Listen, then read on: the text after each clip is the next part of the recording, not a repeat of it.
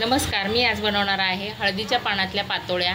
तर इथे मोदकाचं जसं सारण बनवतो आपण ओलं नारळ आणि गूळ खोबरं, तसंच आपण इथे हे सारण बनवून घ्यायचं आहे।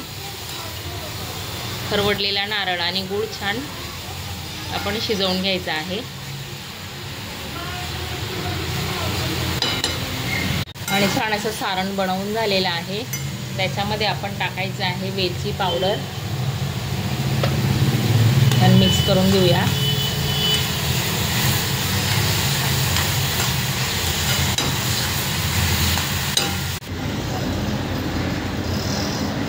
आणि छान सारण बनवून झालेलं आहे, बघू शकता।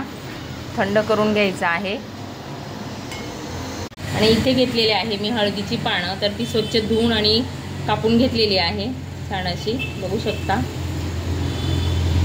तर आपण आता याच्यामध्ये पातोळ्या बनवायला घेऊया।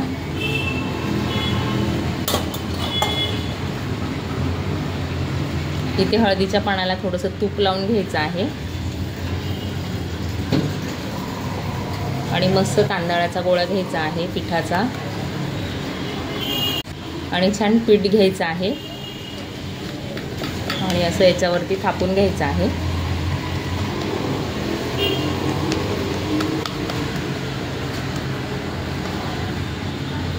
आणि हे जे सारण आहे ते याच्यावरती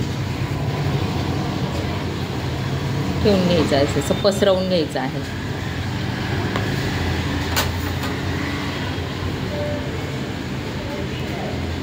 आणि हे जे पान आहे असं बंद करायचं आहे आणि अशा बंद करून याच्यामध्ये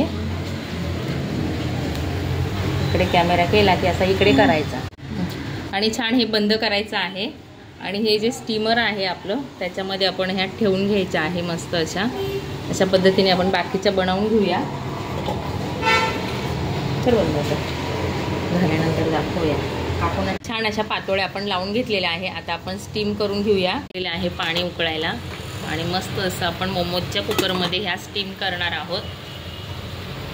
एक 10 मिनटं आपण स्टीम करून घेऊया। आणि 10 मिनटं झालेली आहे, बघू शकता। छान असे पातोळ्या तयार झालेल्या आहे। आपण काढून घेऊया। पडू नकोस तिथे त्याच्यात खाली बस।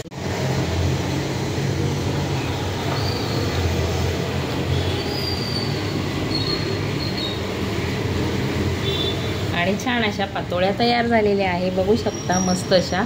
आणि हे जे पानं आहे याची जी डिझाईन आलेली आहे बघा, रेषा मस्त अशा, हे बघा करंजी करतो त्या पद्धतीने मस्त अशा तयार झालेल्या आहे।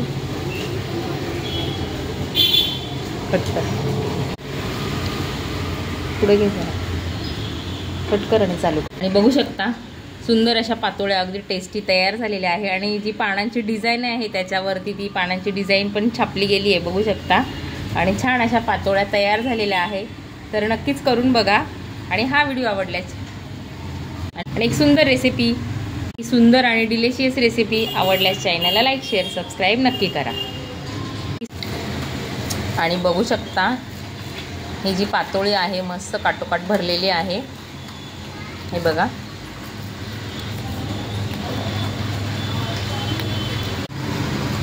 आणि मस्त काटोकाट अशी पातोळी कापल्यानंतर बघा, 2 तुकडे केल्यानंतर कशी काटोकाट भरलेली आहे अगदी।